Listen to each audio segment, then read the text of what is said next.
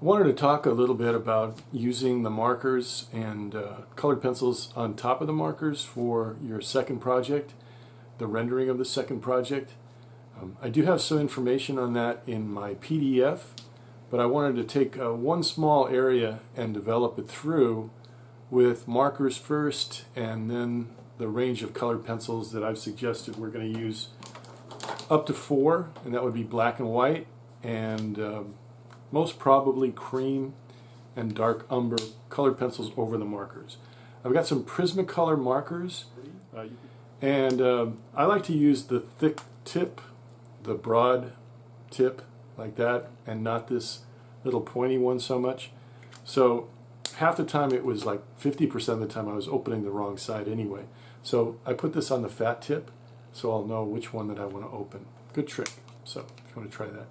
I'm going to use a range of 20, 40, 60, 80, 80% and black markers only, because I suggested that you could get by with a limited number of markers, and I strongly believe that as long as you have a nice range. And I think that 20, 40, 60, 80 and black is a really good range. We're working on tone Kents on paper. So let's go ahead and get started, and I'll do some marker first and then I'll do some colored pencil over that. Okay?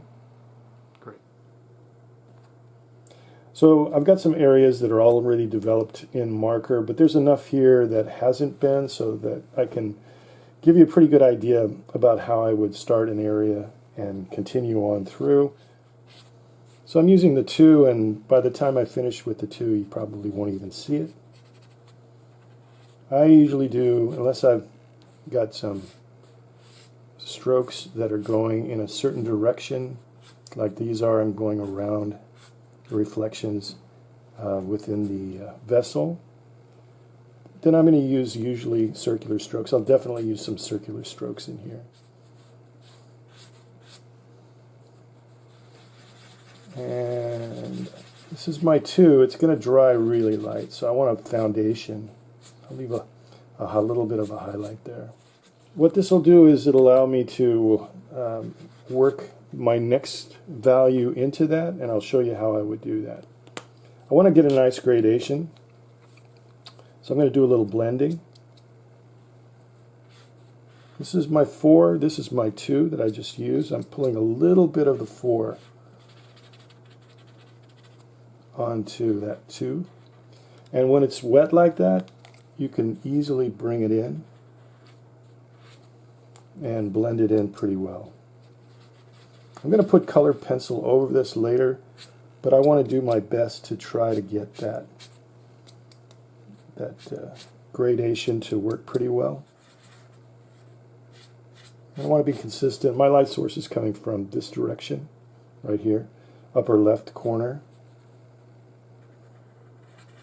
I'm going to let that dry because that's a 4. It's pretty dark, but I'm going to bring some 6 into it. So I've got the 40% now on these molecules, these darker molecules. I got about 3 of them here. I'm going to keep the other ones lighter. I want to bring in at least one more darker value. So I'm going to take that 6 and start blending it in. And usually it takes about maybe 4 or 5 of these circular strokes, and it just kind of fades back to the 4.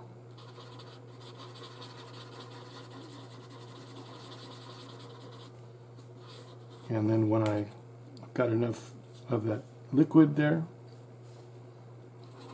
I can bring that 60 in, and that's going to be my core. I'll probably stay about that value. I'm blending that in now. So when it dries, you should have a pretty nice gradation.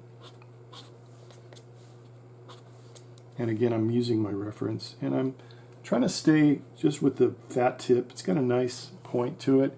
If I need to come in and get a little bit more detail, I can do that.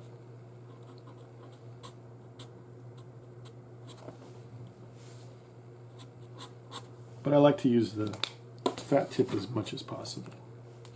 Okay, so that's a 4, pulling off the 6 again.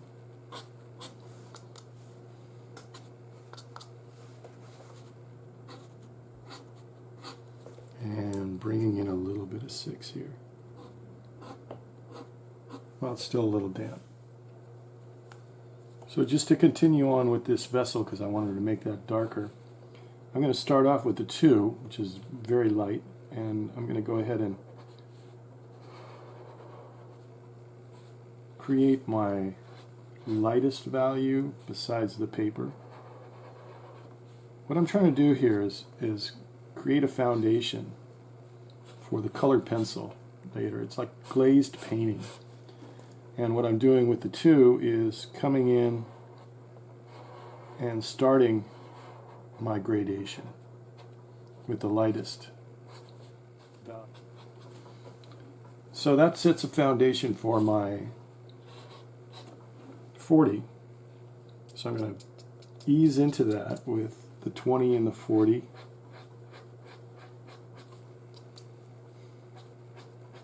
Stay away from my highlight.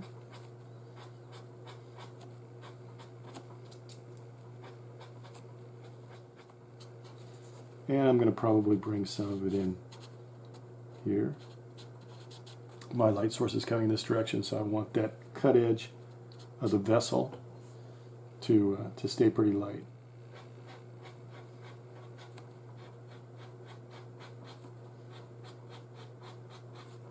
Okay, and hit that curve. Okay. So I think I'll go just a little bit darker on this vessel to match this one. But the lighting is a little different. You can see a little bit more of the backside on this one. So it's a little different. So I'm not going to go too dark on this. I finished up this vessel with a little bit of 6. Got pretty dark, so what I'm going to do now is kind of blend everything in. I'm going to go backwards. I'm going to take my 2 and maybe a little bit of 4 and just blend all that in. Because my foundation is 2, and this probably won't, it'll probably blend in pretty well. We hope. Should. And again, it's a foundation for colored pencil, so you should be able to get it nice. Finish with the colored pencil over it, and that's what this whole technique is about. It's putting down your values first and then refining with colored pencil. Okay, so I'm going to work a little bit more on that, and then I'm going to be ready for some colored pencil over.